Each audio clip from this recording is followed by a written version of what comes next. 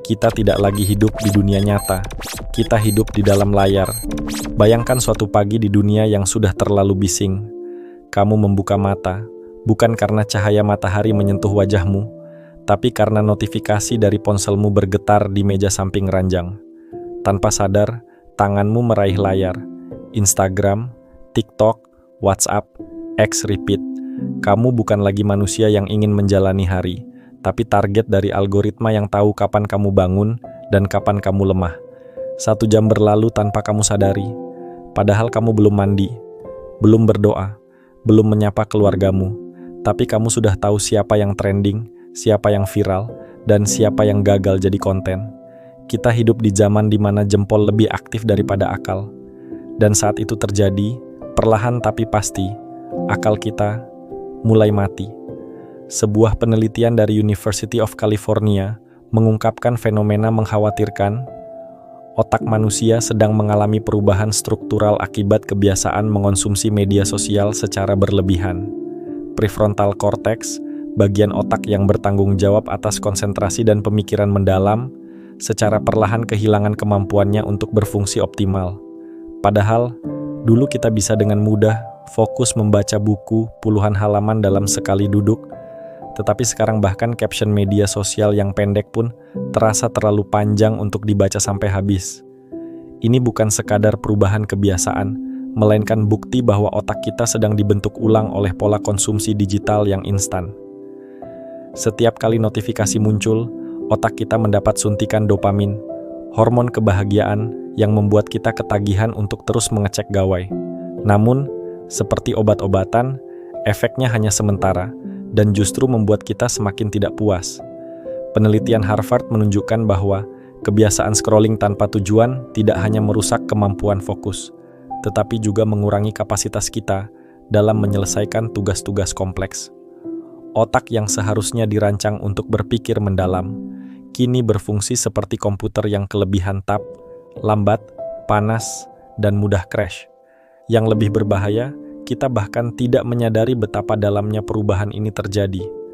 Dampaknya tidak berhenti pada kesulitan berkonsentrasi, kemampuan untuk melakukan deep thinking, proses berpikir mendalam yang melahirkan ide-ide brilian perlahan terkikis.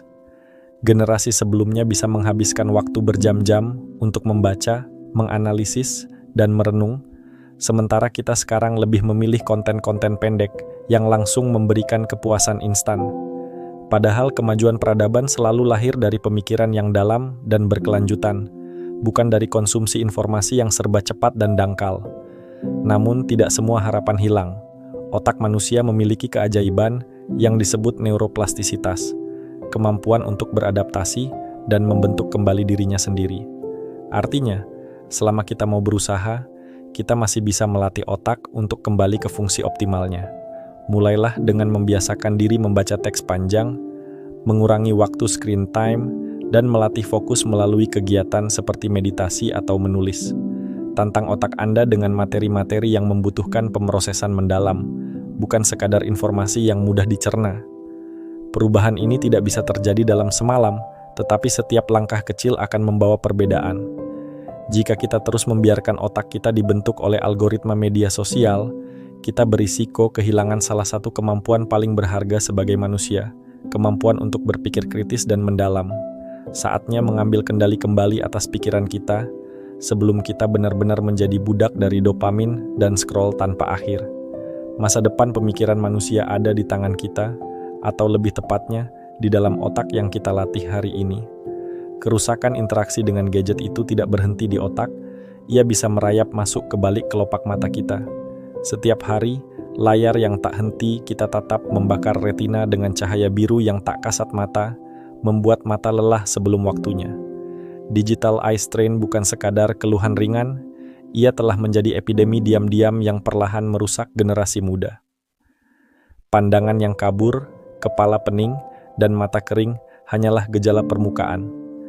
Seperti tetesan air yang mengikis batu, kerusakannya terjadi perlahan tapi pasti, dan ketika kita menyadarinya, seringkali sudah terlambat. Namun, ada kerusakan yang jauh lebih dalam dari sekadar penglihatan yang buram. Jiwa kita ikut mengabur. Setiap kali jempol kita membuka TikTok, Instagram, atau Reels, kita disuguhi potongan kehidupan orang lain yang serba sempurna. Tawa yang lepas, kesuksesan yang instan, kebahagiaan yang seolah tak pernah pudar. Tanpa disadari, kita mulai membandingkan highlight reel mereka dengan behind the scenes hidup kita sendiri. Perlahan tapi pasti, rasa tidak cukup itu menggerogoti kita dari dalam. Dunia maya telah menciptakan standar palsu yang mustahil kita capai, dan kita terjebak di dalamnya. Kita kehilangan rasa syukur, digantikan oleh bisikan iri yang terus mengganggu. Kita jadi lebih pemarah, lebih mudah tersinggung, lebih sering cemas tanpa alasan yang jelas. Setiap scroll seolah menambah beban yang tak terlihat, membuat kita terasing dari diri sendiri. Ini bukan sekadar masalah algoritma yang menjebak. Ini tentang bagaimana kita membiarkan dunia luar meracuni dunia dalam kita. Kita sedang membangun penjara bagi diri sendiri dengan like, scroll, dan notifikasi sebagai jeruji besinya. Masalahnya bukan lagi sekadar screen time atau mata lelah, melainkan krisis makna yang jauh lebih besar. Ketika kita terus-menerus mengejar validasi digital, kita kehilangan koneksi dengan realitas, dan yang lebih berbahaya, dengan diri kita sendiri. Pertanyaannya sekarang, sampai kapan kita akan membiarkan ini terjadi? Ataukah kita punya keberanian untuk mematikan layar dan mulai hidup lagi? Bagaimana hatimu akan bersinar, sementara cermin jiwamu masih dipenuhi bayangan dunia? Pertanyaan tajam Ibnu Athaillah ini menggugah kesadaran kita di era digital. Media sosial yang seharusnya menjadi alat, justru berubah menjadi cermin yang memantulkan ilusi-ilusi semu. Bayangan pencapaian orang lain, bayangan likes dan komentar, bayangan validasi palsu yang tak pernah memuaskan.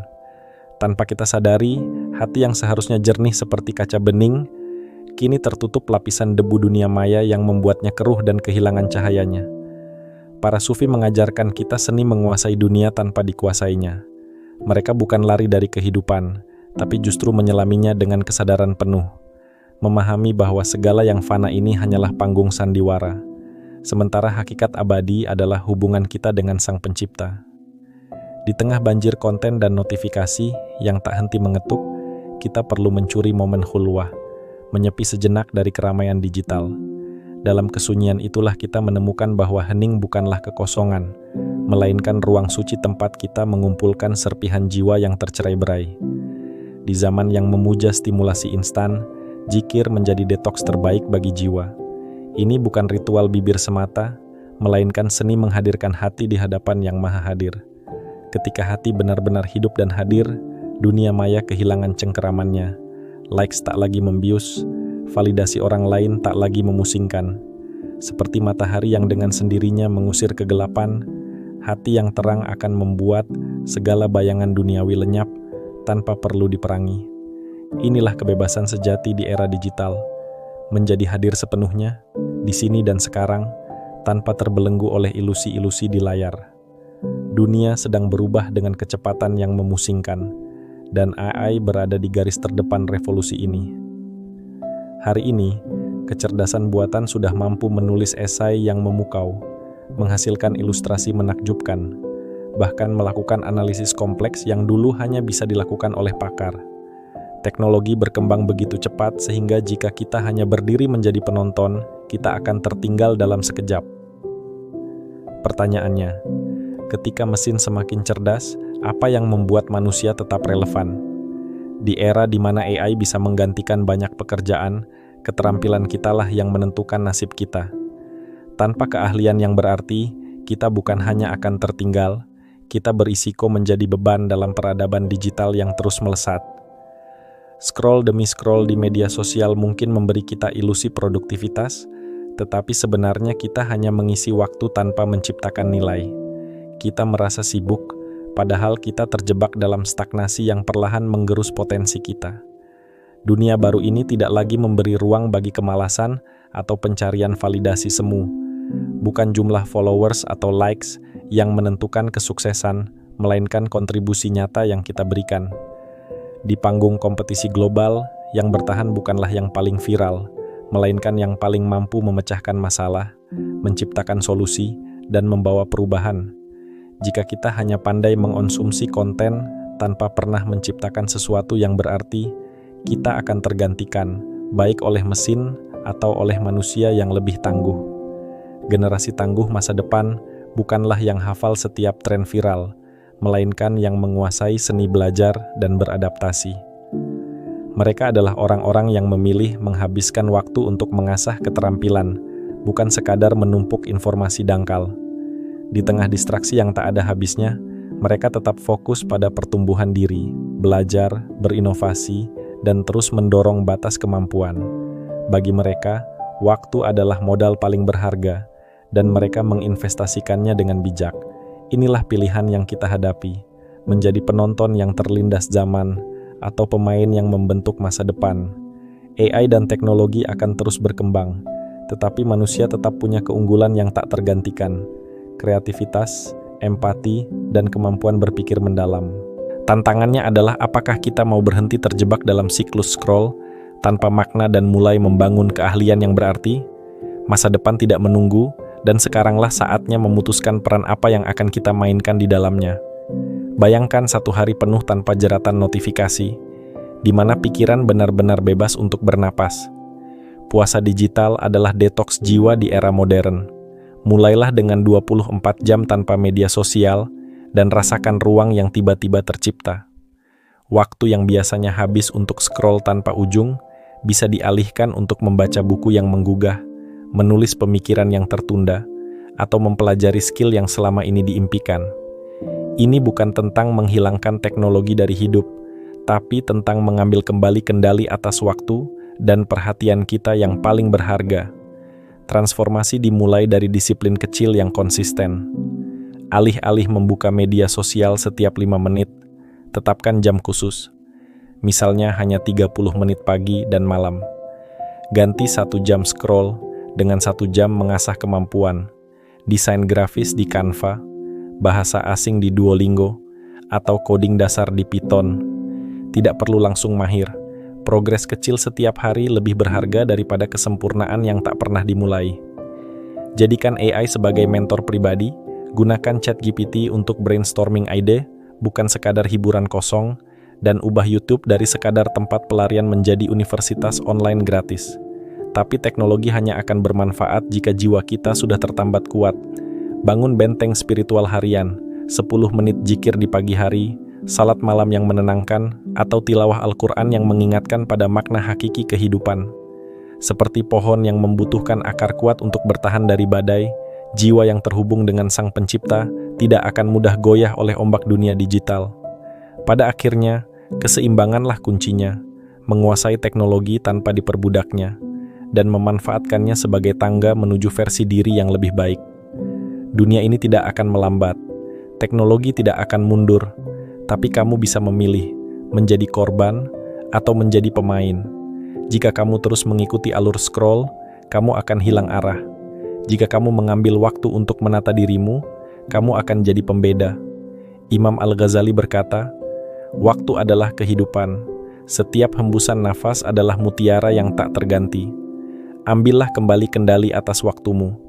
Ambillah kembali kendali atas pikiranmu, dan kembalilah kepada Tuhanmu. Karena dunia akan selalu penuh distraksi, tapi hati yang terhubung dengan Allah akan selalu punya arah." Jadilah generasi tangguh, yang beriman, berilmu, dan bijak menggunakan teknologi, bukan hanya selamat dari era digital, tapi mampu memimpin di dalamnya.